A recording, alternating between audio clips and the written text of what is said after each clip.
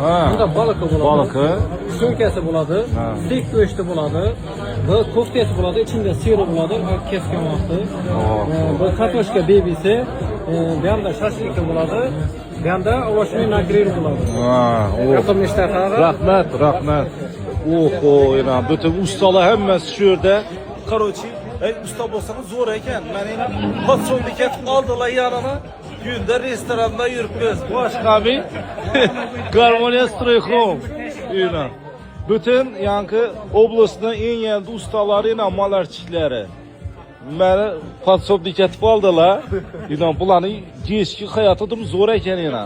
Voy, zo'r yerlarda, restoranlarda ovqatlarni yeb yurtdilar. Men ham olinglar deyisha. Yaxshimi? Oldim. Çerek katla biliyoruz, like katla. Rastor katla biliyoruz. Voy. Tabaqlab bana giydiler yine giyişti. Siker ha?